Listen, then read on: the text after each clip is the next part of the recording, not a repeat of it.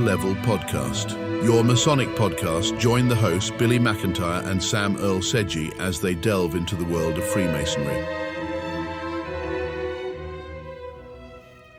Welcome to another episode of On the Level podcast.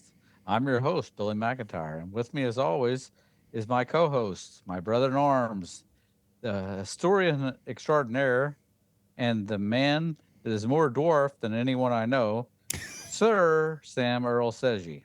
How are you, my brother? The mountain never moves, brother. We are stalwart in the fight. I am the English dwarf. I am a proper. And so when you were referencing dwarf, we're referencing the fantasy dwarf caricature of Tolkien or Warhammer Fantasy Battle, and I am a dwarf incarnate. Well, that's how we know you.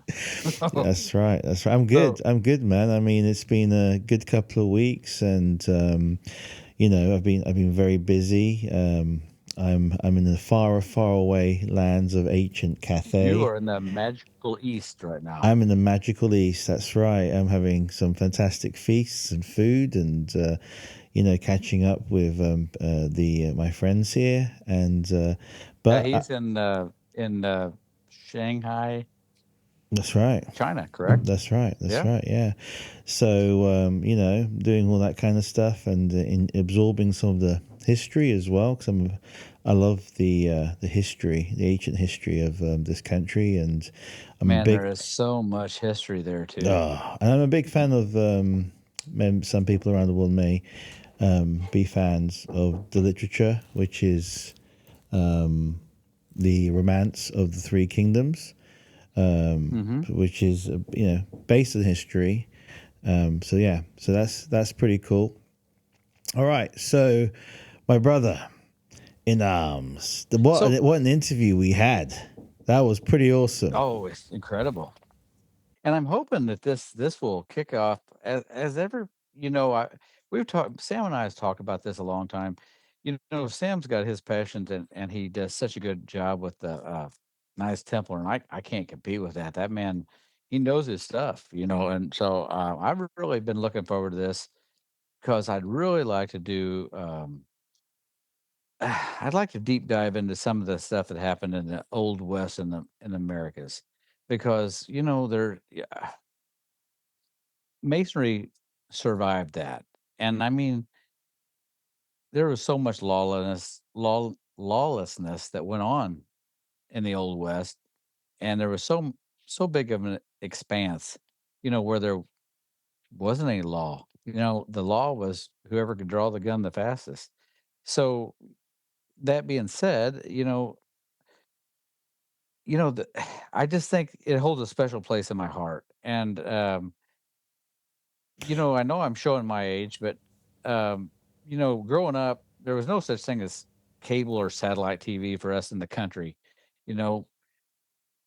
Only rich people in the city had that. We'd heard of it, but that's about it. We knew that we had a little thing on Saturdays and Sundays called Sunday at the Movies, Sunday Movie 1, 2, and 3, and we had it on Saturdays, Saturday Movie 1, 2, and 3. And we only had 5 channels to pick from. So one of those was a public broadcasting station.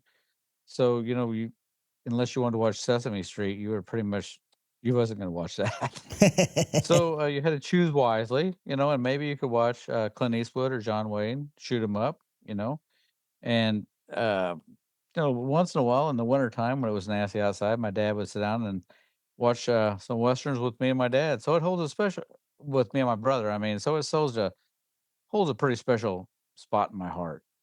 But podcast, absolutely. And what's really interesting, Billy, is just like the Napoleonics and the Lord Nelson, who was a Mason, and how Masonry interacted in that period.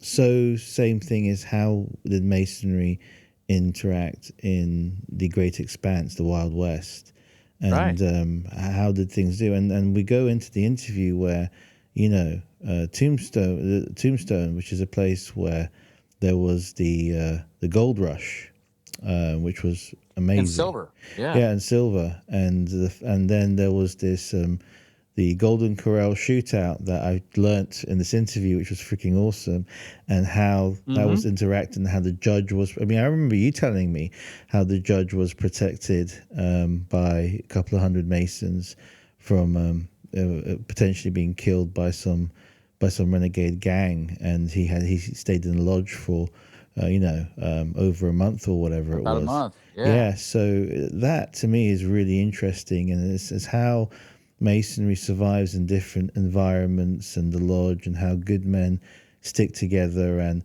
band together against some of the wildest odds, in some of the most desperate places. And what was really interesting is like the state of Arizona, as our worshipful brother said in the interview, who's a worshipful master of the lodge in Tombstone, Solomon Lodge No.5. What's really interesting, what's really interesting is, the fact that the Arizona was delayed to become a state because of White Earp and all the shenanigans that was going on. So there's some really, they couldn't even. yeah.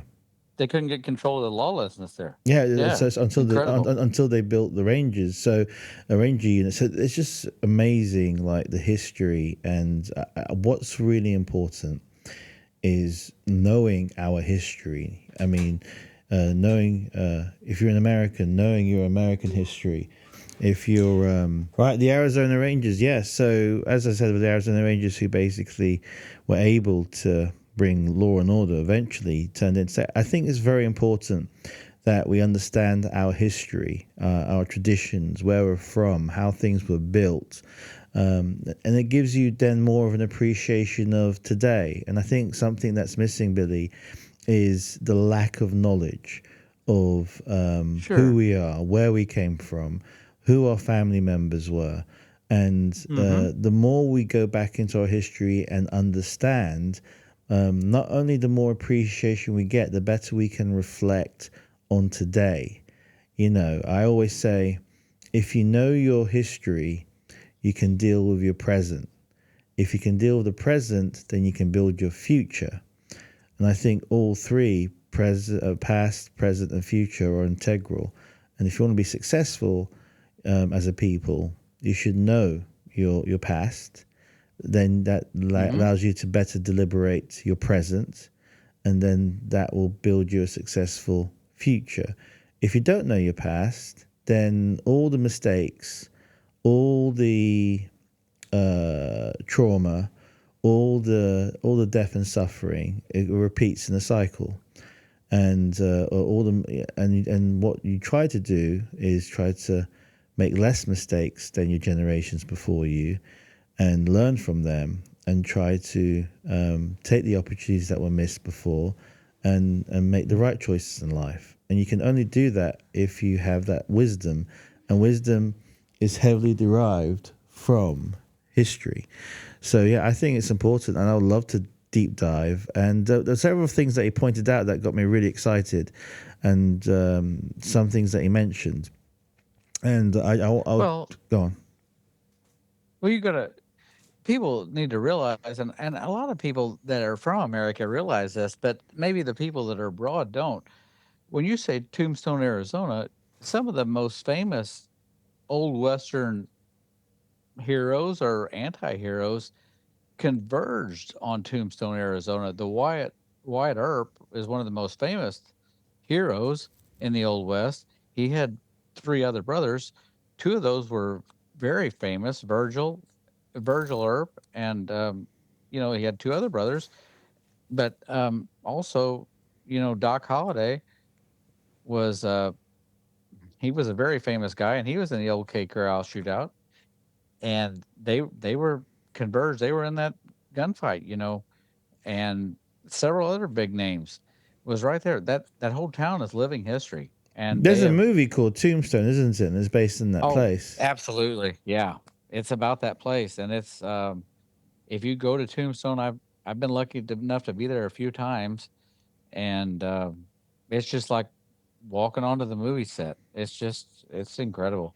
Now, They've kept it. there's something interview that really touched. I can't wait to have the Worshipful Master back because Mm-hmm. he's just so infectious that he mentioned. That I just want to quickly touch on because in what you'll find out in this series and in these episodes and the future episodes is the amount of what's the best word? How Masons have been able to influence and be leaders in history, and some like Churchill was a Mason, Theodore Roosevelt was a Mason. A lot of the U.S. presidents were Masons. We touch on in the interview like some of the founders were Masons, and really what Masonry does, it builds great leaders.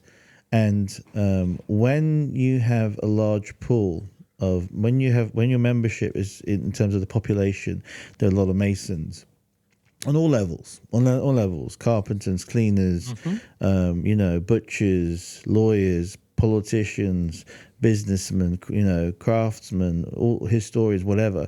The propensity of Masons to be able to become great leaders, because how the lodges and how Masonry builds great men, it's very normal to have a lot of great histories that come out of great history, for example, in the 50s, there was in the US, there was just roughly nearly 3 million Masons.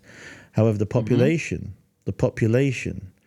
of the US was in its roughly, I'm estimating here because I had the numbers right on me, but it was around 70 million. And so if you take that 3 million and then you take that 70 million, then basically what that's saying is just under 5% of the population were Master Masons, which is huge. Now, today in America, with a population of 360 plus million, there is under 2 million Masons. Right. So if you take the ratio, there's a lot less of us within the population. Right. But over there, but back then we were more prolific, and that's not including. That's post World War II, the 1950 stats I gave you. So we're talking about that's after an amazing amount of brothers passed away by dying in World War II. A lot of Masons on Omaha Beach and other places around the world in World War II were killed. So that was kind of like that was a bit of a near extinction level event for Masons in the US in terms of how many more there were. And we know this because it was such a traumatic event in terms of the loss of brotherhood in World War II for Masons in America, that in Massachusetts, which has a huge Grand Lodge, 30,000 Knights Templars and 20,000 Master Masons, there's a picture of them, paraded in the late 50s, early 50s and 50s, a picture of them in memory of their fallen brothers. 50,000 Master Masons in total, when you include the 30,000 Knights Templars and the 20,000 Master Masons. And well, think about too, and this is way before this Western that we're talking about now. But you think about when the United States, well, before it was even the United States, when the colonies started here, Masonry really exploded over here in the Americas after it left England. I don't know what made it catch on over here like it did, but I mean, it really exploded when it got over here to the Americas. Well, but it was so. What's really interesting is this explosion that you talk about that happened during when America was the colonies as well. Because remember, George Washington and the founders were Masons prior to the American Revolution. Was in 1717, the Grand Lodge of England basically became apparent. And what the Grand Lodge of England was, and we can go through this. I'm very excited to do a bit of history and a bit of speculation on this as well. Was a unification. We know there were ancient craft guilds in the from the 1200s, and we have different types of masonry. We have the ancients, as we talk about a little bit in the interview. We have the ancient and free and accepted masons. And so Freemasonry was around prior 1717, but they were fractious. There were different parts of masonry had different parts of rituals, and so for example, you can look at the manuscript of the talking about Athelstone gathering the Regus manuscript. We can look into that, where it actually is a Masonic document. It goes through basically the rules and regulations of how to convene and do stuff together, that's in the British Museum. And so 1717 was a unification, was a codification, was a 2.0. And when it was codified, and then charters were given out around the world to set up similar organizations, Grand Lodges, under the dispensation of the United Grand Lodge of England. So the United Grand Lodge of England was basically a 2.0 of what was before. And it basically unified Freemasonry. It kind of, you got something like the Allied Masonic degrees, which is loads of other degrees that basically are part of that used to be part of different types of rituals and degrees prior to 1717. A lot of things started to fit. For example, the establishment of different degrees like the Order of the Temple and, the Cryptic degrees and the Royal Arch degrees and all of that. So what's really interesting is the York Rite, that what we call, or Mark Mason's Hall, is really the historical aspect of Freemasonry. It preserves a lot of our history through the rituals, which is fascinating. Whilst in America, which is an American phenomenon more than anything else, the Scottish Rite is more of our university, our philosophical school, where we have all these fantastic, amazing degrees. But they do chop and change, and some of them are fairly new, and some of them are based on historical, ancient rituals that were done before. And so there's this unification that exploded not only in America, but all across Europe. All across Europe, the guilds got together, the crafts got together, and they were able, under dispensation like Grand Lodge of England, to practice Freemasonry. And it grew like crazy. I mean, when I look at the historical facts of how many lodges basically were being formed in 1730s, 1740s, all over Europe and America, 1750s, 1760s, 1770s, and then, with George Washington being a member of a lodge, and Benjamin Franklin being a member of lodges, and how it exploded everywhere. And you have to remember, and something that is not it's very difficult for us to understand. And it's something that we touched briefly in the Knights Templar episodes. The lodges, Freemasonry was very radical in a sense of it was a bunch of good men getting together for the purpose of their community, to serve their community, to protect the poor, the weak, the orphan, the widow. But as soon as they took on the responsibility of going on the line and being an officer, there was something called elections. Now, we need to understand that even prior the American Revolution and the Republic, and when it was, under the British Crown, and there was a sort of a rigid parliamentary system that was for the landed class. And then there was a bit of a republic started in France, but everywhere else was an autocracy. Having brothers serve, the lodge and the line, and being elected was a radical thing. And it was based mainly on your merit, your ability. It wasn't based on your class, which was huge back then, especially in Europe. and colonial America. It was based on your merit, the ability to shine. And that meritocracy really kind of like crept out and allowed people to do a lot of things. Even in England, there was a lot of patronage through the wealthy class, through people who had that meritocracy within the lodges. And in America, it just exploded. Post the revolution, America exploded with meritocracy in comparison to the old world, which was called Europe. So it's really interesting and something that would be nice if we can deep dive into and talk about in a different episode in how Masonry system led to so many things in the of what we have today. The way corporate boards are ran are really interesting. The way Masonry builds character and builds leadership gets people to tolerate other brothers and understand where other brothers are coming from, and work as a team to hit particular lodge objectives. And it could be simple as, let's put on a massive Christmas dinner, right? Or let's go ring some bells, or let's do a fundraiser and raise some money for the lodge so the lodge can do some charity. Well, that's one of the things I really liked about what the interview said. He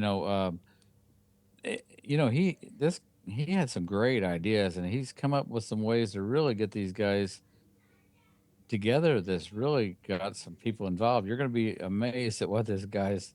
Of course, he's got a good background, backstop, or location. But boy, he can pull some masons together. And wow, you got to understand where he's at is out in the middle of nowhere. It's well, as I said, he's 1,600 miles away from me, and if he was 1,500 miles closer, I'd be a member of that lodge in a minute. But you know what? You know what was really exciting talking to the worshipful master of the lodge in Tombstone, Solomon Lodge number 5, was the secret source of success of running a lodge is the same secret source of success in Illinois, in Tombstone, in England, in Australia, in Canada, in anywhere around the world that Masonry is there. And it really is building your lodge, giving the past masters roles to invest and become mentors into the new members, being able to set up committees and give past masters responsibility, and then bringing the new master masons in and giving them the responsibilities of being in the line and doing the work, and not just saying, hey, it's now your turn, good luck, I'm going to sit in the silence and watch you. It's being with them being there through the training, through the ritual work, being a brother, having a fellowship with them, building those bonds of brotherhood that makes the brothers wanting to learn to be senior deacon or junior warden or senior warden or just a steward, understanding how the lodge functions, knowing the deep meanings behind these emblematical and phenomenal pieces of ritual that take years and years and years to understand.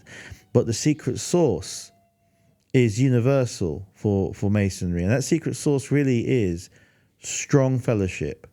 And with strong fellowship and building bonds that brothers don't break, basically, is building a strong lodge that adheres and respects not only the traditions and the history of Freemasonry, but are able to carry on what our brothers before us did through the centuries, who are now up on what we call that celestial lodge and, with God. So my point being is the success of Freemasonry is universal, and the secret source, if you just listen to this gentleman, which you will soon, he goes into what he's done and how he's done it, and it's very similar to the conversations you and me have had, and you've had and I've had with the most worshipful Grand Master of the state of Illinois, Joe Farrell, and the most junior, most worshipful past Grand Master of the state of David Lynch, and also the other Grand Line brothers. And all it is effort, time, and doing all that stuff. And the first thing that They all say binds the us. same thing in their own way, but it Yes, all comes down to the same message, really. that's right. That's right. And so Yeah. that's why things like in England, and you can do it in different ways, but it's like in Tombstone, they get together, all of them Yeah. dressed in this period suit, and they go and they have their feast before the lodge, but they go into a nice restaurant basically where they sit all dressed up and suited up in this period clothes, which is freaking awesome. I'm so jealous. And then they do their thing. And so in England we do the festive ball, then we have a ritual toast. All of these little things are important, and it's something for all brothers to look forward to. And so those are the things that I took away from that interview, and I can't wait, Billy. And you're the man who really brings all these people together. I can't wait to discover other places You know around what? the It's world. all fun. So I'm gonna throw myself on the mercy of our listeners now, Sam. So give me a minute here. Yeah, go for it. So, guys, I'm gonna. It's up to you guys. I'm gonna. I feel like you guys have been listening to us all this time. So I'm gonna throw myself at your feet here. So I'm gonna give you a little bit of backdrop here. So my four-time great grandmother on my maternal side was very closely related to Jesse James. So that really cemented my love for the Western genre as a child. That being said, I've always been gravitated towards that area and just ate up all this stuff. So, you know how we've all talked about how masonry brings people together that would have never known each other previously and would have never. So, fast forward to about 4 years ago, five probably, I meet a brother named Glenn Gall, which a lot of you guys listening probably knows. And Glenn's a character, and if he listens to this, he knows he's a character because I'm telling him all the time, you know. And he gets to talking to me, and come to find out he's related to the Daltons of the notorious Dalton gang of the Old West that actually rode with the James gang and are distant cousins of the Jameses. So that kind of made us distant cousins, 4 or 5 times removed, and so he talked about being in a reenactment group called the Old West Regulators. Well, I said, I need to know about that. So, long story short, they welcomed me with open arms. They dress in period clothes, they shoot blanks, and their main their main thing is in Unica, Illinois. This year it'll be May 30th and 31st. They put on for Wild Bill Hickok, that was actually born here in Illinois.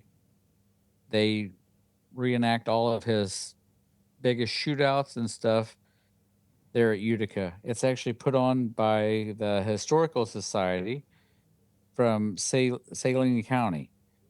I'm sorry, the LaSalle Historical Society, and they do several shows. And it's a kind of an amateur thing, so don't expect more than what you think you're going to get, because you're going to be disappointed, because people that know me, but you're not going to get more than but it's you're going to masonry. get a bunch It's of people shooting at each yeah, other, it's but it's masonry it's that good brought clean this, fun. but that brought us together. That brought you to brother Right, right, Glenn right, Gall, and right. But now you're part tell of you this the truth, reenactment it's group. Which yeah, also yeah, yeah. And you know what, it's probably a professional script, and it's guys having a lot of fun, but you know what, it is pretty well done, and there's a lot of rehearsals. So I mean, it's not like the Three Stooges doing something. So we do as best we can, but they do other shows too, and they do pretty good. But as I get to know these guys are all related to Masons. You got, well, Thea, his wife, they got married in Tombstone. I that's was right. actually at that wedding, and his her son Jacob, he's got, He's a master mason, Thea's and dad. Thea's Oh dad's a yeah, he's a master Mason. mason. Yeah. Generations of Masons there. Denise Sherwood, she has 4 generations of Masons, also Eastern Star. Steve Sampson, he's an entered apprentice. He's going through. His grandfather was a Mason, and generations of Masons there. I don't want to leave them out. There's so many. But the one I want to get to, and forgive me, guys, if you're listening to this, because I know you do. guys, there's all these guys were Masons. I didn't even know, but the Fornoffs, Jim and his daughter Lynn, that actually run the reenactment group, their Masonic connections probably the most interesting of all. Their fourth great grandfather was a very amazing gentleman. He was in the Continental Army of Pennsylvania, who just happened to be led by the uh, little guy that happened to be named George Washington, and he was there when General Cornwallis surrendered. His name Wow. was Michael Everly, and he was the first charter member of the Norfolk, Virginia Lodge, and he was their first worshipful master. Actually, his picture hung in the Capitol building of Virginia, and it was the only picture known to exist, but unfortunately it burned during the Civil War. And there's a ton more. They've actually asked me if I can find out more information about him, and so as soon as I guess the secretary of our Grand Lodge in Illinois here is off on leave, so when he gets back, I'm going to see if he can reach out to Virginia and see if they can dig The up Grand any more Secretary, information at all. our Grand Do what now? Secretary, the Grand Secretary Frank Klein. He's an amazing man. Yeah, he's on leave right now, right? That's right. Yeah. Yeah, so I'm going to reach out when he comes back, and they just want to know if they can find out any more information on the guy at all, Mason wise, because they're very interested. So, and there's a ton more, but that's not what you guys. So I'm saying all that is like I would love to do what Sam does for the Knights Templar, only go with Western characters, such as if you guys would like to hear more about these, just hit the like button on this episode, and if I get enough likes, the next episode I'd like to do is Samuel Colt of the Colt Revolvers. That's the guy that invented the first revolver, and very interesting. Big Mason, very big in the York Rite. So, guys, I'm leaving it up to you. Please don't let me down because I really want to do this. There you go. If not, there's going to be a lot of tears. You might not see them. And Sam's in China. Nobody's going to be wiping these tears. My wife, she don't like to see me cry. She just says, "Grow up." She has no compassion whatsoever. She's a very hard lady. So thank you, and thank. But The dog would be what's really interesting, compassionate. I think the general theme is how the positive aspects and how Masonry has touched so many things positively through the ages, through the families, brought people together, brought common people Yeah. with common interests together.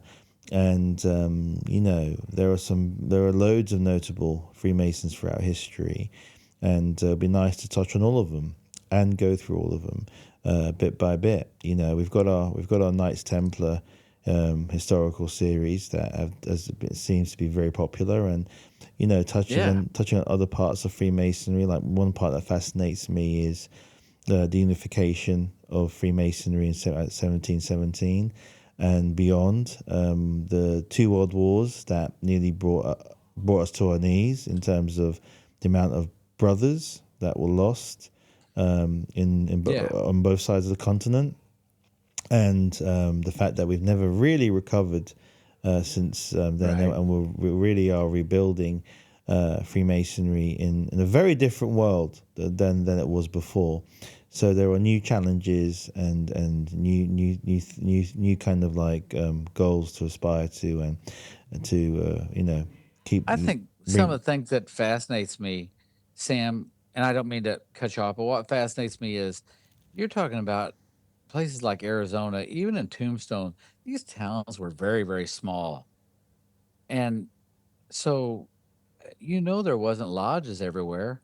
So these guys, as they travel around, no telling how far they had to ride to get to a lodge.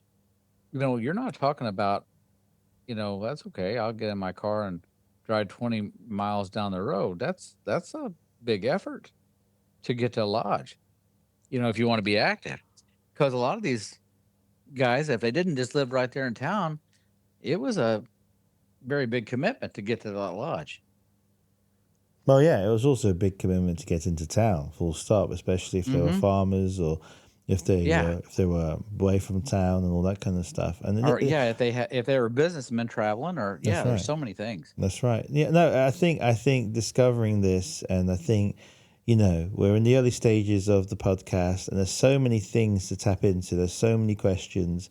There's so many things to look into. There's so many things to actually research and make sure we've got, all our facts tied in, and so we can basically present some really interesting things to everyone, and show you all the fantastic things Masonry has done through the ages, and why it's still the greatest fraternity on earth, and the cause of making good men better. It's a noble cause, and it's a cause that we still strive to do today, like our brethren and our ancestors before us. But with that said, Billy, have you got any more questions before we move on? I'm ready to go to this interview. It's going to be a great one. Okay, hello again. Welcome one and all to On the Level podcast with Billy and Sam. Tonight we have a special guest, Worshipful brother Daniel Kilpatrick, who is the worshipful master of King Solomon Lodge No.5 and Territorial Lodge, Free and Accepted Masons of Arizona. Welcome, brother. We're so glad to have you tonight. Well, thank you very much. It's a pleasure to be here. Well, we've been waiting to hear from you. We're really glad to have you. So, without further ado, can you tell us when you become a Mason? Yes, I was actually raised in South Carolina, Lugoff Elgin 411 in 2009. Oh, that's cool. As I started my Masonic journey. And then in 2012, I moved out to Arizona and really got back active in the lodge out here in 2015. A lot of difference in the work between the two states? Yes, because South Carolina is ancient Freemasonry. Mm-hmm. Yeah. Whereas every place else is free and accepted, or ancient free and accepted. Yeah, ancient free and accepted. Whereas South Carolina is ancient Freemasonry. Right? Yeah. South Carolina is the unusual state. Right. But I enjoyed it, and Masonry. My grandfather was a Mason. My dad was not, but my grandfather and my uncle were, and I just actually contacted the local lodge when I moved to South Carolina after retiring from the military and said, I want to be a Mason, and got to know people. And then that's what started my Masonic journey. Had I been smart about it, I would have actually joined many, many, many years ago, because I said the same thing, brother. Yeah. Being in the military, I always thought it was like for a community. Once you got involved in the community, I didn't think about this would be a great way to get to know the community every time I had to move. Right. By being a member of a lodge, it would be like, wow, you already know who to talk to, where to, So that would be one of my major regrets, is not actually starting my journey sooner.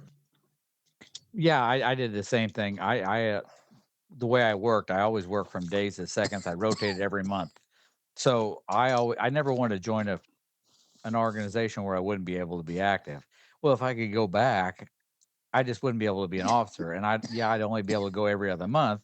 But at the same time, I'd be able to get to know these guys, and I would have been so much farther ahead. I didn't know what I was missing. You don't know what you don't know. Yeah. And man, the friendships I made since then, it would have made up for so much. But live and learn. True. Very much. Very much true. Okay. Tell me a little bit about your lodge. What made you, are you in the area there, or what made you join the Tombstone, or the King Solomon Lodge, I should say? Well, actually, yes, I do live in Tombstone. I moved out here for a job, so I live here in Tombstone. I'm one of the few. There's about 1,200 people that actually live in our little town. It's a small one. It is a small town. We have 2 major chains, and that's it. No fast food restaurants or anything like that. So it's a very small community. It's an older community, not a lot of families, but that makes it really nice. Mm-hmm. Other than the gunfight at the OK Corral, it's pretty quiet. Yeah. So it's a cute little town. As I always say, AARP should open up a consulate here. because everybody here is pretty much AARP eligible. Mm-hmm. But I do enjoy the town, and the lodge is very unique. When I started this process, I decided I wanted to go through the chairs. This is actually my third time as master. We do have this is just really unusual. Actually, I am the only past master that's in the line. Really? We have all brand new, yes. And the first time I was a master, we set it up and there were no past masters in the line. And that continued for a little bit. And some things happen, people have different challenges, life takes over. And so we've had to just kind of populate and things like that. So I stepped in, and then this time again, we had another situation where something happened, and I'm certified. So I was able to step in and say, all right, I'm gonna do it one more time. And I've built the line up again to where we don't have any past masters in our line. Even including our stewards, everybody is a non-past master. Now we do have a past master as our secretary and our master of ceremonies. Of course, those are, two positions that I think are really worthy. Oh yeah. But so I got involved in the lodge. I've been very actively involved in the lodge. I live a block and a half away from the lodge. I think it's just really cool. Who wouldn't want to be where Wells Spicer was? I mean, Wells Spicer has sat in this lodge and passed judgment, Artemis Grau. I mean, we have the history that has occurred in this lodge is just phenomenal. Well, I was gonna fascinating. ask you about that. Could you kind of tell, and before we go any farther, we have Masons and non-Mason listening, and you have definitely not said anything, but just keep that in mind as our conversations go farther and we ask other questions. So could you tell me about some of the famous people that have been in the lodge, and maybe some of them, because I've been to Tombstone a couple times and I had the privilege of going in your lodge. I didn't get to sit in the lodge, but I was actually in that wedding that was there a couple months ago. Right, back in November. Yeah. So, yeah, tell me a little bit about some of the listeners, some of the famous people that applied for the lodge and maybe didn't make it, and some of that stuff. Well, our lodge was actually started by several people in Tombstone. There were 27 Master Masons. They got together in March of 1881 to form the lodge. And they met here in Tombstone, which at the time was the bank. Now it's our welcome center, our community, or our visitors welcoming center at the corner of 4th and Alley. And they find a way. Initially, they tasked and approached California to become a lodge. And California said, okay, we can do that, but there's already we already have a King Solomon Lodge. So this lodge went in as just Solomon Lodge. The first appointed master was Wells Spicer. And for people to not know, Wells Spicer was the judge to determine in the hearing. He was kind of like the grand jury to determine the hearing for the events that occurred early afternoon of October 26, 1881, which is, of course, we now know as the gunfight at the OK Corral.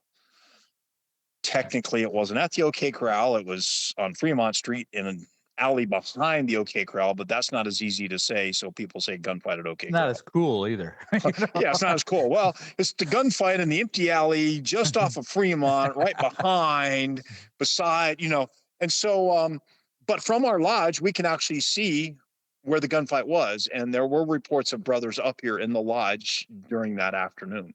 That's really cool. And none of them were called to trial. Well, Wells Spicer being the guy who was first appointed the master when they petitioned California, and we were under California Grand Lodge for about a year, and then the next year in 1882 we came under Arizona. But so he is probably the first most well-known as far as our lodge of members. Wells was a guy to determine. He was being threatened because of the political climate of the time in Tombstone in 1881 was, of course, following the Civil War. You had the North and the South. Republicans and Democrats. So it's kind of like the political climate today. So we had two newspapers. We had the Epitaph, which is actually still produced, supported the Earth and we supported the Republican side.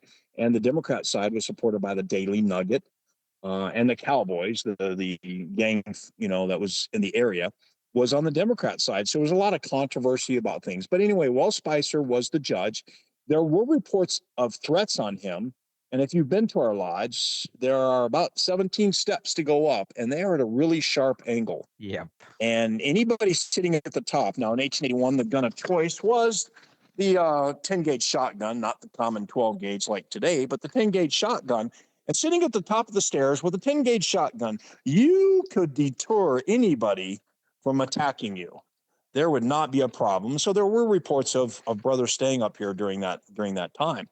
And so Wells Spicer, he was the judge, and of course he ruled that the Earps were acting within the course of their history and their laws, and they were allowed to do what they did. And of course, that set off a lot of other things. And later on, I mean, we're not going to go into the whole movie or the story about the Earps. But we will get back to the Earps in a second. Now, the second second master of our lodge, and trust me, I'm not going to do all 141. Okay. No, yeah. But the second master of our lodge is a guy named William Harwood. Well, William Harwood was a businessman and actually owned the house and lived in the house right where the gunfight was at. It was between the Fly Studio and the Harwood house. So it's kind of unique that, again, you have that Masonic ties into the gunfight of the OK Corral. So William Harwood, he actually became the first elected master. One of the three men that were responsible for building Shefflin Hall, which is where, of course, the lodge is at. The other being Ed Shefflin, which is the founder of Tombstone, and his brother Al Shefflin, who came here when they realized that there was a lot of mining in the area. Mm-hmm. So after him became a guy named Benjamin Titus, and he actually was our first Grand Master. He became the Grand Master of Arizona much later on in life. And then the only other one I'll talk about, though, as the masters is a guy named Thomas Soren. Thomas Soren was our fourth master. Now, he's not really as important as his wife. Susan Soren was the very first female lawyer in the state of Arizona. She was also the first woman to present a case to the United States Supreme Court. Ironically, it was about immigration without the assistance of a man. So the law history right there is just phenomenal. And she did that in 1892. So many people don't, they know her name more than others. Yeah. Now that's I find that very interesting. Absolutely. Now, one of the things, and of course we deal with the gunfight and the whole era of the building of Tombstone. In 1881, Johnny Behan in June, and in July was Virgil Earp, and also Milton Joyce, who was the guy behind the bar at the Oriental, where the Earps had a deal going on. They all petitioned to join King Solomon Territorial Lodge No. 5. All were denied. Why were they denied? Well, obviously no one here knows because nobody here voted. But speculation, again, goes back to that political climate. Not discussing, keeping politics out, trying to live with, the best person, the best men you can be, but not creating conflict. And that's what we speculate, but nobody knows because obviously nobody's there. We do have the original playing some gambling machines too, right? Well, yeah. The Earps owned 25% of the game at the Faro game of the Oriental, and there was alcohol and, in 1800s, 1880s, that time after the Civil War, lots of people had badges. That doesn't mean they were on which side of the law. Right. With or without a badge, there were people that fluctuated both sides lots of times. So they're, again, unknown if what the true reason was. But speculation is just because, the political climate at the time. And since Virgil Earp petitioned and was denied, none of the other Earps decided to petition the lodge. Now, their father, Nicholas Earp, he's the father of all the boys. He was a Mason. And there was a rumor, and we've heard this every once in a while. Somebody will come, oh, yeah, I heard Wyatt Earp was a Mason in some lodge in Missouri. And I'm like, well, if he was, I think they would speak up and say something. Right. I don't think there's any lodge that has ever said, yes, he was a Mason here. So as far as we know, he was never made a Mason. Now, was his father a Mason at your lodge, Nicholas? Yeah, no. Nicholas Earp was not a Mason here. He was a Mason. our lodge, now, what's some unique things about the history of our lodge? We do have our original chairs, our pedestal officers, the master, senior, and junior wardens. The pedestals, our altar, are all original to 1882. We have them. We have the bill of sale where they came across down through the past the Cape, what is it, Cape Horn, whatever, down below South America. The jewels, the emblems we wear for jewels, are original silver mined here in Tombstone in 1882, and they were stamped to our jewels, Now, and so we still have those. Did the furniture come from France? Is that what I was told? The furniture came from England. England. Okay, you know what? I told everybody wrong because I thought that they told me when I was there it come from France. So I apologize for everyone that I told wrong. So England. It's still I was telling England. everybody how awesome it was because that is some cool furniture. And it must have been built good because it's still there. Man, that's some great stuff. It is still in use, and we take a lot of pride of it. We do have our original Bible. We do have our original bylaws. Wow. And members that join our lodge actually are signing on a piece of paper that's still from considerably very old. I don't know if it's original, but it's really cool and really old. Okay. So You might clear up a couple things for me because I might have my facts wrong. So I think I was told, and I'm you got to watch me because I go down rabbit holes, and you just have to bear with me. So I was told, and again, you can clear this up because you live there and I don't. I was told that Masons pretty much surrounded the Masonic hall to keep the judge safe for almost a month. True or false? Well, during the gunfight occurred early afternoon of October 26, 1881. It was not adjudicated till like late November of 1881. So there was a month, yes. And there were Masons, there were known Masons that sat up here and protected, because like I said, Wells Spicer, his life was being threatened. Depending on which side you believed, it didn't matter. Somebody's always going to make threats. Right. And his life was threatened. And so, yes, whether they were outside or inside, we do know there were some inside. Wow, that's incredible. And so that was kind of basically true. Well, that's awesome. That is awesome. Sam, I don't mean to bogart all this time. Do you have any questions or? No, I'm just. It's been great listening in, and I'm absolutely fascinated. And that the lodge is steep with history. My question is, that's something you picked on very early. If you can explain, why. So same thing for us. We're very proud in Frank and Nicole Lodge, number 1170, to have a line of non-past masters. Well, why is that so integral to have a fresh line of brothers who have not been past masters? Well, here's how I look at it, and again, I can only express what we do here. Is I think it's so important to breathe new life into Masonry. If we do not, as an organization, if we do not find your replacement, whether you can say recruiting or whatever, but if you don't find your replacement, then the organization is not going to progress. If everybody wants to be the keeper of the key and say, well, you can't be a Mason because you swore at your children one time, and we keep everybody out, then how do you make men better? Well said. And so I think our fresh ideas too. Yeah, fresh ideas. How many times have people sat in a meeting, whether it's Masonry or any other civic organization or volunteer organization? Oh, that won't work. And I'll give you a case in point. The last time I was master, I heard from many people within my lodge, within our county, that I always talked about. I'm like, wow, it'd be really cool to have an outdoor degree at the OK Corral. Yeah, we're going to talk about that. How cool would that be? And I was told by many people, not just one, not just two, but many people. Every time I brought this idea up, oh, well, we can't get it. They want too much. We can't do that. We'll never get dispensation. You can't secure it. You can't do this. You can't do that. You can't.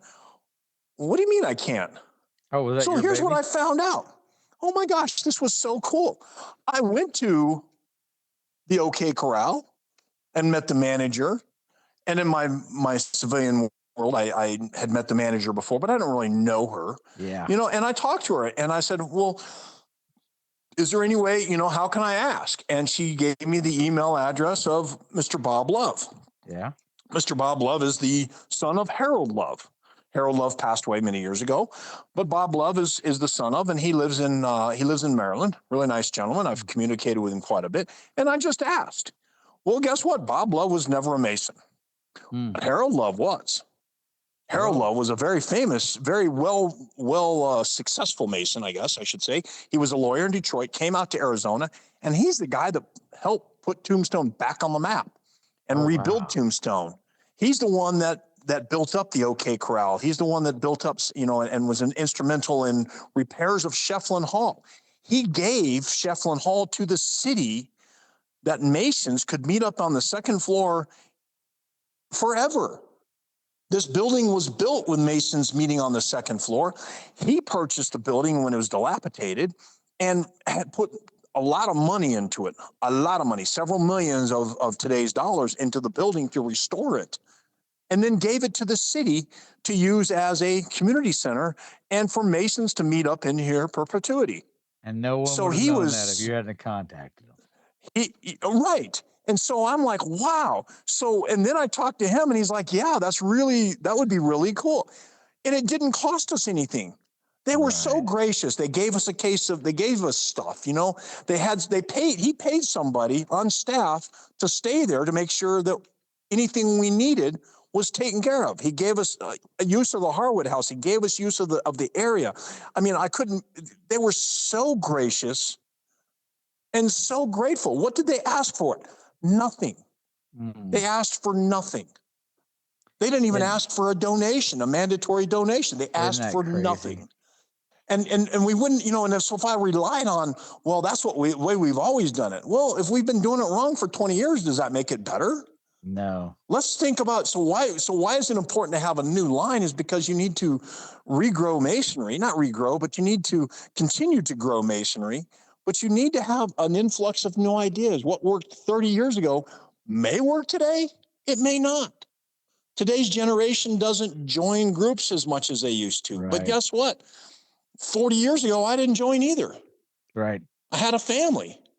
What did I have to wait till? I had to wait till my kids were a little bit older. I had a little more, I had time and things like that. I mean, so it's not, we can sit around and say, well, it's changing. Kids today don't want to join. Well, I don't want kids. I want men. I want men that want to be better. Yep.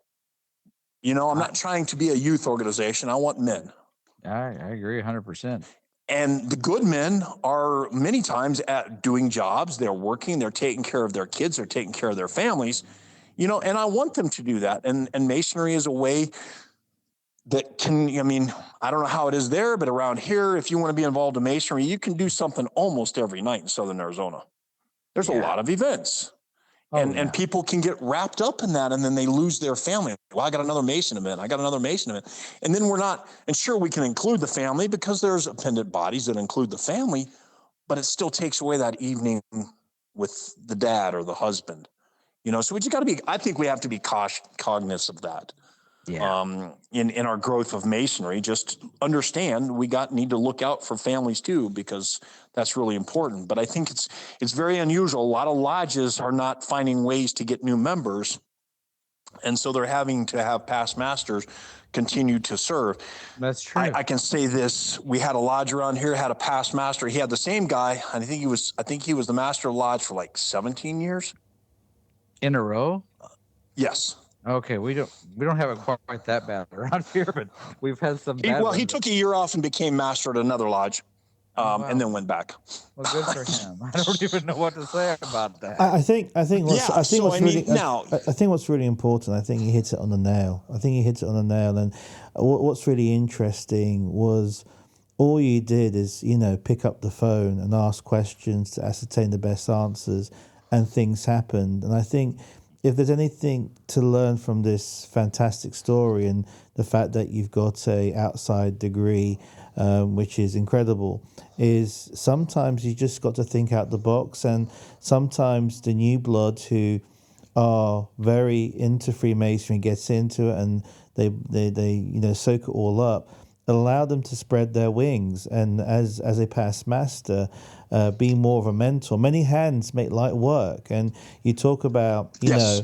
the responsibilities of it can be a Masonic night every week. Well, if you have a large pool of people doing a lot of things, then the other people can do certain specific aspects, and you can have time with your family. So it really hits home, and I relate to a lot of what you said. A lot of times is ask the questions, ask questions. If there is an answer, pick up the phone, and don't be afraid of that young brother picking up the phone and doing something new and re-engaging, because you never know what comes in. And I've experienced 9 out of 10 times the positive impact you have with the community and reaching out and doing something is amazing. And a lot of times we become insular and we forget, our purpose. So, you really hit it on the nail. And it's very exciting to see that, when you were past master before, you had a whole line of, new blood coming in. And now, the wheel has changed again. And I always say, it's like we're rebuilding the second temple of King Solomon. There's a cycle, right? and it's continuing. Yes. It's continuing that cycle and building. And it was what you're saying, building good men to become better men. So that's really fired me up, and I'm really glad that we've been able to extrapolate that experience. Now, tell us what you can about this outside degree, because it sounds fascinating. That's what I was. I hate it because that was my icing on the whole cake. And I love you, brother, already. I'm sorry. I'm gonna finish this with a big cherry on top, and now not only did I find out that you know everything about it, but you're the one that started it. So go ahead, just spill the beans. did. Well, Tell us some more about it, because this is exciting. You're only 1,600 miles away from me, and I know that because we just drove it straight in November with another brother, and that's too far to drive in one day. I can tell you, 23 hours is too freaking far.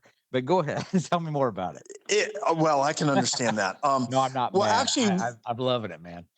Let's see, 26, 25, 24. And 2024 is when we did our outdoor degree at the OK Corral. And it was phenomenal. We had, I don't know, 150, 160 people here. Wow. Whoa. For the degree. We did it in the at the OK Corral in the theater there for the OK Corral. Yeah. Everybody sat in the bleachers. We had the lodge there. We had done some security. So I had people outside, as Tyler's outside. And it was just great. We had the Grand Line was down. The Grand Master was part of our ceremony. Yeah. It was really just fascinating. Last year we made a huge mistake, and we scheduled it on Easter weekend, not knowing it was Easter weekend. And so we were down. I think we only had about 120 last year. Oh yeah, that's pitiful. Of people. That's pretty amazing. Yeah, I know. For any Mason event, to like 120, like wow. Yeah. This year we're going to do something different. Okay. In April 18th for our outdoor degree, we're going to go at the courthouse, and we're going to do the degree at the gallows. Oh wow. And we're going to go to the courthouse here in Tombstone, which was built in 1882. It was the county seat until 1929. Yeah. And so, and there were many people that were hung in the gallows. Now, the gallows that are in there are all be rebuilt. Okay. I'm not trying to tell you they're original, but the building is. Cool, yes. And we're going to do an outdoor degree in the gallows. That's that's so cool. It's really cool because if you don't do something different, then people get complacent. So I have another idea. I would love to do an outdoor degree at Cochise Stronghold, where Cochise, the great Indian chief, a great Native American chief, Apache chief, whatever term you want to use, was captured, at the Cochise Stronghold in the Chiricahua Mountains. Imagine, the coolness of that. Up there in that Superstition Mountain would be pretty cool too. I can't lie. Yes, they do one up there north. They do. And I just think it's really fascinating that, instead of picking and doing and I love degree work. Our lodge does very well. I mean, we take rituals seriously. Yeah. I've heard that. And I think we do a pretty good job. I'm very Well, I was proud of going to what we ask you. do. I was told you do degree work quite often. How many times a month do you think you do degree work? Well, actually, let's see. In the last couple of years, we've probably done one a month on an average. Uh-huh. For the last probably 2-3 years. Yeah. So I know we talked about how I've been there, like I said, a few times. I'm no expert. Trust me. I love Old West history. So, I mean, for me to get to walk in the footsteps and where these people lived and died sometimes, is just beyond me. I mean, it's just like okay, I'm not gonna lie, I geeked out and I put on all the stuff. I put on my 245s and I walked around like a cowboy. And I thought I was Clint Eastwood for a couple days. In fact, I went all out so much that one of the people in the stores told me that since I was a reenactor there, that they give me the discount for being a guy that worked in the town. And I didn't say anything. I took the 20% off, and my wife hollered at me for the rest of the day for cheating the town. But anyway, I should have said it out loud, but I did. You'll be all right. You'll be all right. Anyway, so I had a great time. But so how many what kind of membership do you have there? Because I mean, if I live, I said 1,600 miles away. If I lived 1,500 miles closer, I would be a member of your lodge without a doubt. I mean, that has to play into that. Couple of things. Number one, let me say this: the great thing about Tombstone is you get to relive your childhood because you can dress up as cowboys and Indians and nobody cares. So that's the beauty of it. Our officers in our lodge wear 1880s. We wear 1880 long coats and things like that. That's all of our officers. That's kind of our officer uniform. We have a lot of members that do that too. That's freaking epic. Our total membership right now in our lodge is 134. Okay. On an average night, we go we average probably around 25. Okay. People that come to meetings. And how many of those people would you say are out of staters? We have a few, like in the winter, snowbirds. We get probably 2 or 3 snowbirds that hit us every winter. Okay. And we eat downtown for our dinner, our stated meals. We do not have a kitchen here because this building does belong to the city. We don't have a kitchen. So we eat downtown, usually at one of the restaurants. Okay. I don't know if I can tell the name over here, but we eat downtown and we've had people that have met us downtown and said, "Oh, Mason, well, I'm a brother from so-and-so." We're like, "Hey, you got your dues card? Come on to the meeting. Come join us." Yeah. And we've had so many times where people will just see us at dinner because, when you have 8, 10, 12, 15 guys sitting around at tables eating in 1880 style, it draws some attention. I bet it does. Even in Tombstone, it draws attention because we're dressed out. We're not dressed cowboy style. We're dressed nice, and so that's part of it right there. So having all of that, we have members around the world because we have a guy in Germany that's still a member. And so people that, especially being Fort Huachuca, military or things like that, but people join and then they keep their lodge here because, it's kind of cool to say, "Hey, I'm a member of Tombstone, Arizona." So you don't have people from around the world that just petitions and joins from around the world, do you? No, because Arizona, you must be a resident for 6 months before you can join a lodge. I thought so. So we don't. Yeah, we don't. Man, if I've had so many inquiries, if I could open up associate membership or something, we would have people everywhere. Lots of people. So. I mean, in Arizona, you must. Yeah, so what I really like, so Arizona, you've got to be a resident 6 months. That's very emblematic of Illinois. You have to be a resident here of more than 6 months. My question, what I really do like is the fact that you adhere to tradition and you're honoring your brethren in the 1880s, and you're all dressed up in these fantastic long coats and suits.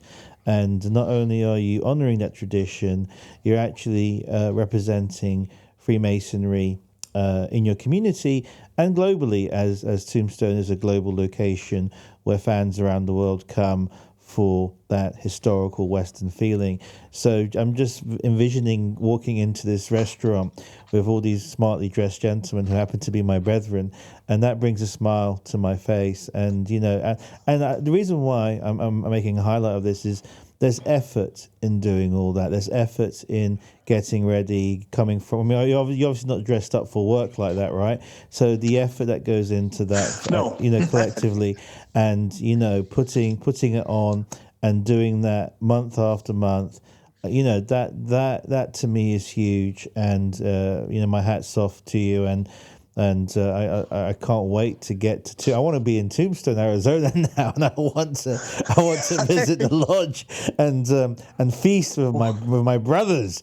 So my question is: it's very vibrant, it's very exciting. There seems to be a lot of passion, and there seems to be a lot of energy in the actual lodge. And my question is what is your vision as Worshipful Master this time around? What are your priorities? What for the next guy coming in? What's your vision? Okay, great question. And before I answer that, let me share one more thing though. You're going to like this. We also on our big event weekends, because we are a international attraction on our big event weekends, we set up a tent downtown on Allen Street. We have a permanent permit to set up or a reoccurring annually permit that we get to set up a tent to meet Masons around the world.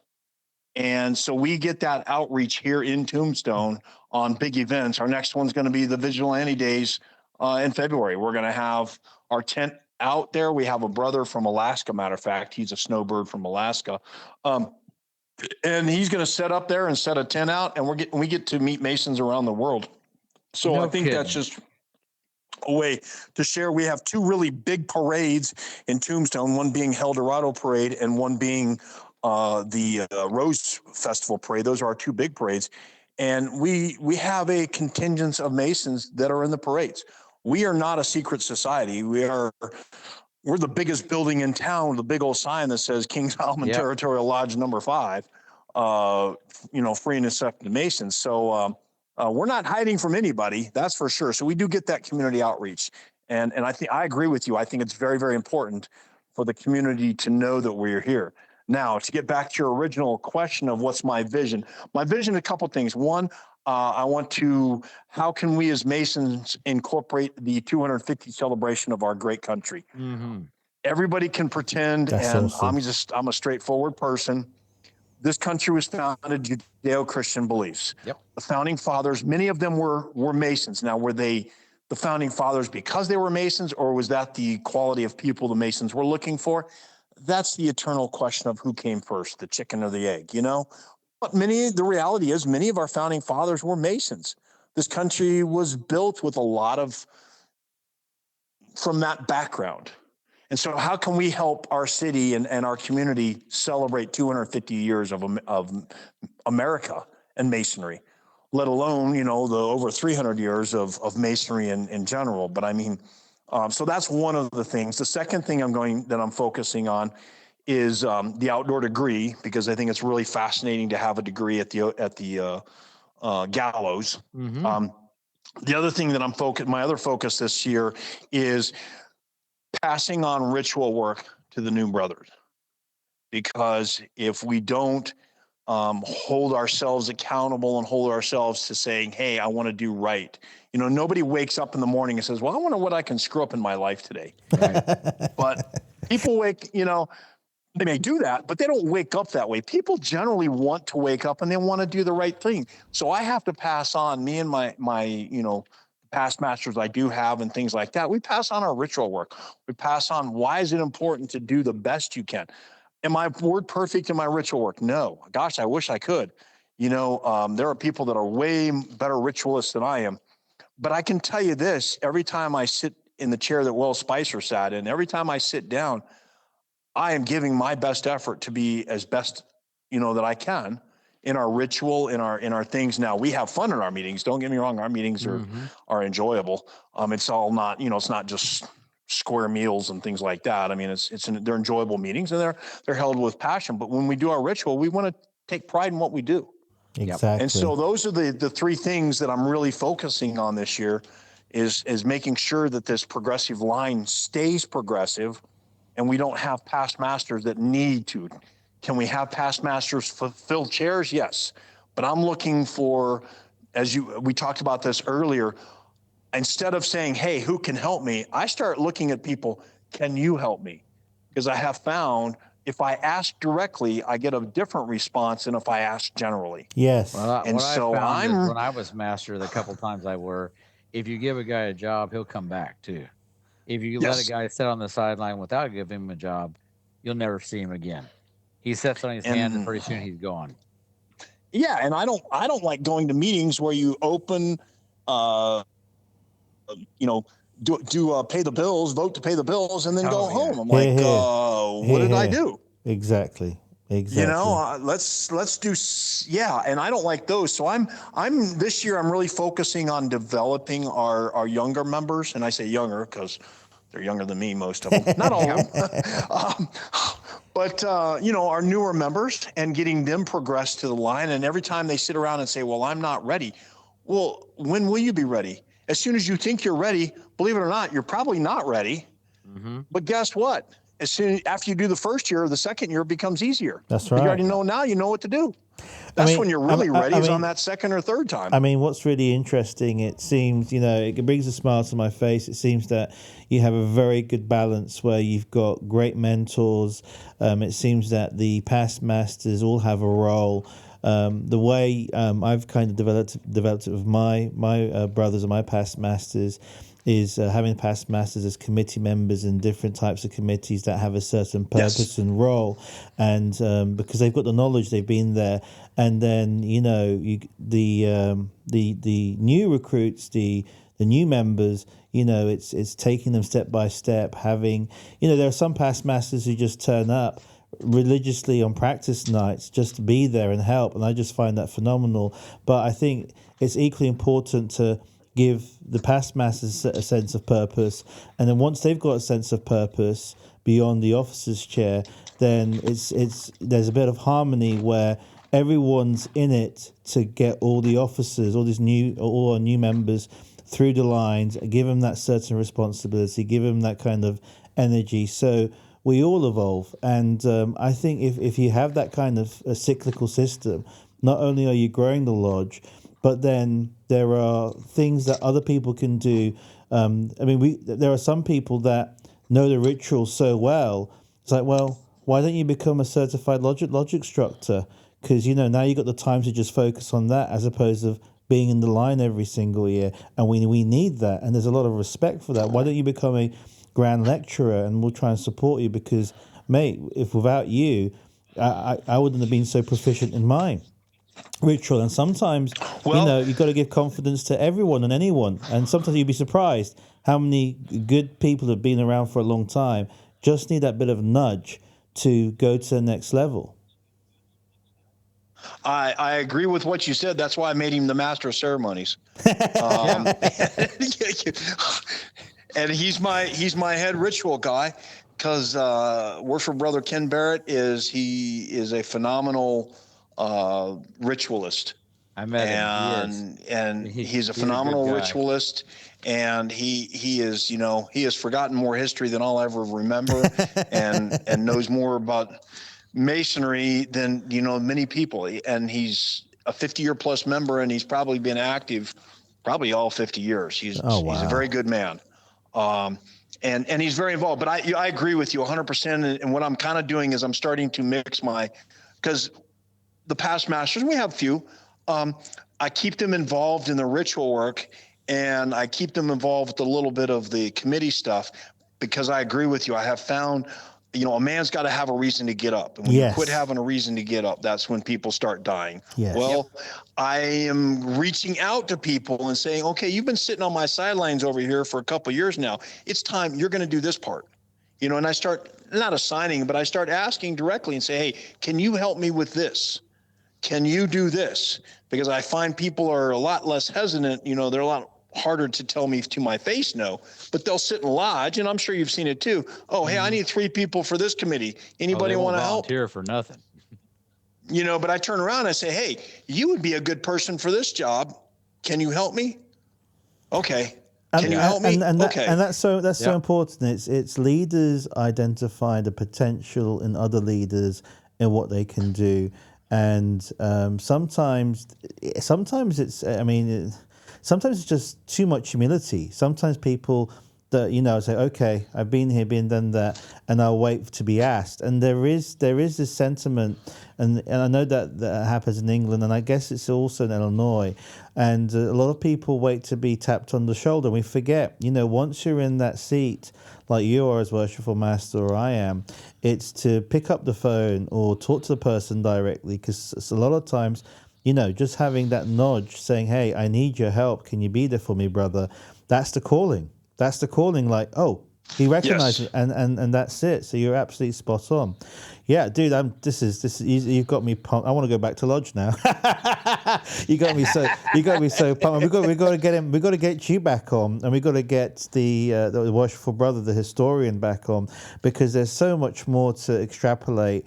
And it sounds like Solomon's Lodge No.5 is a tip of the spear lodge, and those kind of lodges like your lodge or the St. Paul's Lodge 500 in Springfield and other lodges around the world. It's really nice to hear these lodges grow, and it's effort. Everyone putting effort, and many hands make light work. And I think you've identified all this, and it's just very exciting to hear that from you. So I'm going to ask you a non-Masonic thing, because since you live there, maybe you know something, and if it's just crap and you haven't heard it, just tell me and I'm okay with that. So I'm a Jesse James guy, so I got to know. I've heard this story, and I heard it last time. I've heard it both times I was in Tombstone. So if you heard it, fill me in. If you haven't, then that's fine too. So I was told, now, lots of people's heard that rumor that Billy the Kid and Jesse James met up in Las Vegas, and supposedly Jesse James tried to recruit Billy the Kid to be in his gang. Billy turned him down flat, and he left. Okay, and then supposedly, now I've heard both times or two of the times I was in Tombstone, that they met up in Tombstone, and they was going to talk business, and supposedly they was going to talk business, and something interrupted them, and they went their ways there too. Have you heard anything about that? I have not. I have talked to some people. I've heard, I've heard the rumor that Billy the Kid has come to Tombstone, and then I've heard some of our more well-known historians say no, he never really left Lincoln County this way. I cannot, I cannot go either way on that. I've never heard anybody say. I can ask one of my historians here. I have a couple people that are really knowledgeable on stuff. I mean, I like history, and I've learned a lot, so I'm always open to new things. But I've never heard that. We had a gentleman who used to try to tell everybody that Audie Murphy, when he was filming a lot of movies up in Old Tucson, would come to Tombstone in incognito. Really? I'm like, yeah, okay. Well, you know what? There's not that many people there, so it'd be kind of hard to pull that one off. History's kind of like the internet. Do you believe everything everybody says? Well, like I said, at the time they told me that, I go, well, yeah, that was Las Vegas. No, he was here too. But when I heard it the second time, I'm thinking, really? I'm thinking, wow, that's two different people told me the same story. I'm thinking, well, either it's going around, or I'm thinking, wow, that's wild. Is that Las Vegas, Nevada? Yeah. That's a story that they met up in Las Vegas. See, I don't think Las Vegas, Nevada was established until after those guys were dead. No, it wasn't. It wasn't even Las Vegas at the time. It was just in that area is where they met up. Oh, okay. And it was in a hotel over in that area, and then they ended up in Tombstone after that, and then they went on from there. So I don't know what had happened. Now, you want a fascinating lodge? There is a fascinating lodge in Lincoln County, in the courthouse in Lincoln County. They have a very small lodge up there. Really fascinating to go in and see. Okay. I haven't been over there in years, but that's a really fascinating lodge as well. But it's not an active lodge. It's just just a building. Okay. It's just a building. But no, I can't confirm or deny that, and I'm only saying that because I've never heard that. It's probably just there's so many stories, and we always have a little introduction before our actual interview, and I was telling some of the stories beforehand that I'd heard. See, I'm related on my maternal side to Jesse James, through Okay. my grandfather, and so it's great, great, great 4 times. So you know how far ago that. So I guess everybody's probably related when you go that far back. So, but anyway, so the stories has passed through the family, and I was telling Sam, the family cannot agree on a lot of things, but they can all agree that supposedly he faked his death. And so, and then they supposedly they wrote down his what name he got his Masonic degrees under. And I've even got a picture that's supposed to be him when he got his degrees, and he got a 33rd Scottish Rite degree. In fact, the gentleman we were just talking about said that he knew that he did get a 33rd degree. So you were just talking about him. I can't think of his name. I'm sorry. You Ken told me Barrett. that, yeah, he said he did get a 33rd degree. So he had heard it too. So, um, uh, so there is it true? I don't know. And I told Sam the problem is none of us know for sure. You know, there's so many speculation and whoppers told. Why You know, who knows? Virgil was blackballed from joining Masonry? I Mm, don't know. Wasn't there. yeah, Can't yeah. find anybody alive today that was there could tell me. And If they back then, it would. was so much easier to disappear. You know, Oh did yeah. Billy the Kid get killed? Probably, but could he not? Who knows? You know, people would protect people back then. Nowadays, there's a camera on every store. You know, back then there wasn't. We You know, have we do have license plate readers in Tombstone, so if yeah. you're driving to town, they can see Is who it came really? into town. Oh, Yeah. I hate to hear that. Well, we have US 80, which is a high Yeah, speed avenue for coming out of South. You know, okay. so they do have those to protect because we're on a main thoroughfare for that. Yeah. So yeah, so we have license plate readers to do that. So today, but people do come to Arizona for the same reason they did in the 1800s, which is to get away from population, get Yeah. away from civilization. Out here in Cochise County, we have a lot of people that live off the grid. Yeah. Oh, really? Oh yeah, big time. Very easy to do out here because you have lots of sunshine for solar Yeah. power. I guess you're right. Yeah, we get a little bit of rain. You just got to collect it when you get it. Yeah. You know, so we get enough rain to do that. So we have a lot of people that live off the grid, and you know, and Arizona is an open carry state, so Yeah. a lot of people come out here and you know want to be proud of the Constitution and things like that, and so again, that's the option. Arizona's you know, it's been that way for a long time. The lawlessness out here is what kind of prevented Arizona from becoming a state much sooner. Yeah. That's one of the things that the ERPs did do, was kind of can start to control that. And when they left, it took about 10 years before, and then they created an organization called the Arizona Rangers, and they kind of came in and started cleaning things up, got control of the lawlessness, and that's how Arizona was able to become a state in 1912. So it's been a process to It took take a a while. while. Yeah. And you know, and so it's just being up here, being the master of this lodge is just really truly an honor. I take a lot of pride in our lodge. And so it's just fascinating to me to be up here where people have been meeting. Oh, This is yeah. the only lodge building that the lodge has ever had. It opened up June 8th, 1881. It opened up as a Masonic lodge upstairs. It has not had the appendant bodies. We don't have Scottish Rite. They never had York Rite or anything up here. Oh, you've never had Just the any other body Masonic there? lodge. There has never been another appendant body up here. Wow. We've Okay. had Order of the Eastern Star a few years back, but I mean, in the 1800s, there's this masonry. Masonry was it. The Oh, Blue wow. Lodge was it. Bisbee had a center that had York Rite and Scottish Rite and Knights Templars and everything, and Douglas did too, but Tombstone never did. Okay. And so it's always been as a Blue Lodge and continued today. And like I said, the building is owned by the city of Tombstone. The city of Tombstone is so gracious.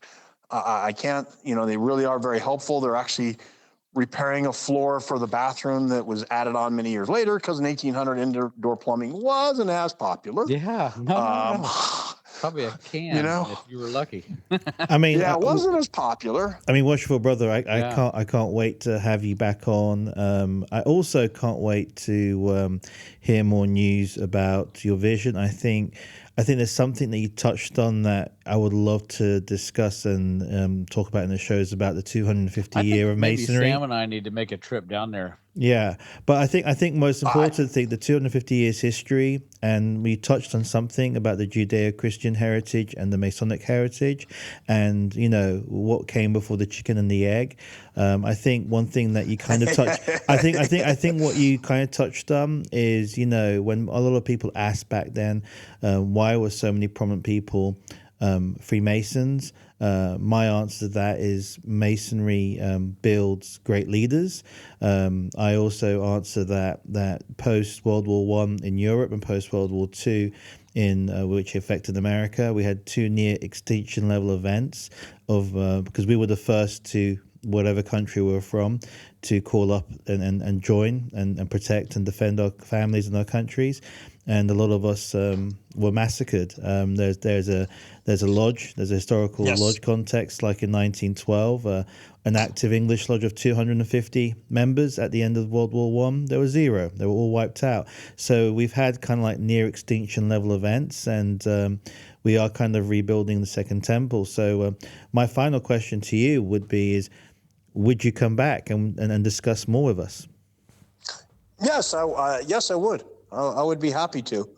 I can't. We've had a blast. I mean, it's been a fun interview, and you're very knowledgeable, and I really appreciate you taking your time for us. Well, I appreciate the opportunity. Like I say, anytime I can share information about Tombstone, I'm happy to. And let me say this one thing, and just because when it dealing with like the OK Corral or going over to the courthouse and saying, hey, can we do a degree here kind of thing, is what's the worst thing when you ask somebody? The worst thing they can tell you is yes, because then you got to go do what you asked. Yeah, it's like asking for money. The worst thing somebody can tell me if I ask them for money for something is yes, because then I got to go get the check and actually do what I said I wanted to do. You're right. If they say no, I'm no different off. Yeah, right. So what did I do is I took that principle to the OK Corral and I said, hey, can we do this? And the worst thing they said was yes. And then we had to scramble and actually do it. No, it was phenomenal. Don't get me wrong, but I mean that's kind of you're absolutely right, because if they say no, you're no worse off than when you started. No different where I started. So that's kind of my philosophy now. I'm like, the worst thing I ask somebody, worst thing they can tell me is yes. Then I got to actually put the committee together and do what I said we're going to do, or whatever vision I have, that we're going to do what we actually do. So be careful what you ask for, because they might say yes. So, but yes, I would be happy to come back on. I don't have an issue.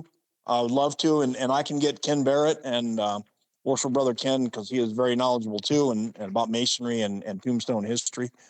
And we can sit here and talk and go that way. I have no problems with that. Please communicate with me. And by gosh, if you are ever even close to this area and you want to tour the lodge and it's not a lodge night, not a problem. I'm a block and a half away. I will find somebody. I have several people that can do history tours. And we will definitely do that. And if you can come on a meeting night, that's even better, because bring your camera, because I think they're pretty cool to watch. Love it. I appreciate it, brother, so much. Well, thank you very, very much, brothers. I appreciate the conversation, and please communicate to me, and we can go on any topic as long as I can stay out of jail, because I don't want to offend anybody. But if you haven't figured out, I'm kind of a straightforward person, so I'm going to give an opinion if I don't know. Thank you for listening to On the Level Podcast, your Masonic podcast. When you are ready, duly and truly prepared, you can always knock on the door.